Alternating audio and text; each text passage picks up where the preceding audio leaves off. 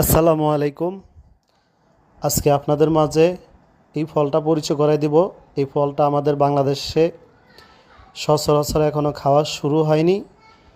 এটা বিদেশি সুপার শপে ড্রাই করে, বয়ম করে, বিভিন্ন প্রক্রিয়াজাত করে এটা খাওয়া হয়।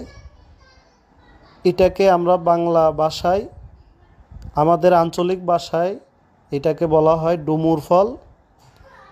এটা যেখানে সেখানে হয় না, আর যেখানে সেখানে পাওয়া যায় না। এটা পাওয়া যায় খাগড়াছড়ি, বান্দরবন, চট্টগ্রাম পাহাড়ি এলাকায় বা সিলেট, এদিকে পাওয়া যায়।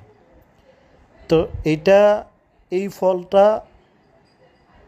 অত্তিন অজাইতুন কোরআনের ভিতরে বলছেন, অত্তিনের কসম, অজাইতুনের কসম। এই অত্তিনের কসম যেটা করে বলছেন, সেটা হলো এই ফলটাই।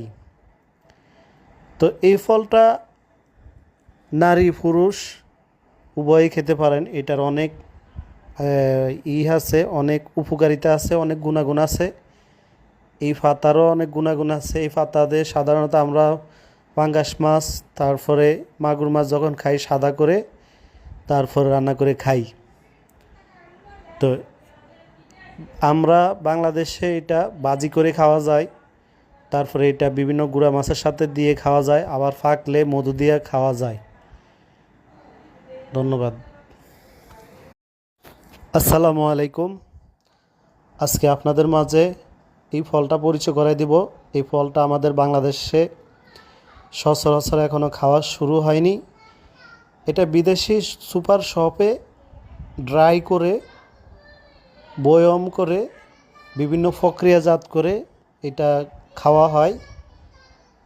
এটাকে আমরা বাংলা ভাষায়, আমাদের আঞ্চলিক ভাষায় এটাকে বলা হয় ডুমুর ফল। এটা যেখানে সেখানে হয় না, আর যেখানে সেখানে পাওয়া যায় না। এটা পাওয়া যায় খাগড়াছড়ি, বান্দরবন, চট্টগ্রাম পাহাড়ি এলাকায় বা সিলেট, এদিকে পাওয়া যায়। তো এই ফলটা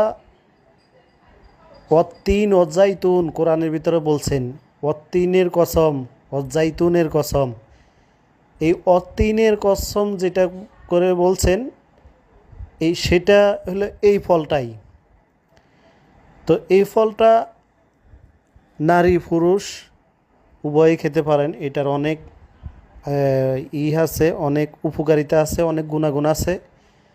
এই পাতারও অনেক গুণাগুণ আছে। এই পাতা দিয়ে সাধারণত আমরা পাঙ্গাস মাছ, তারপরে মাগুর মাছ যখন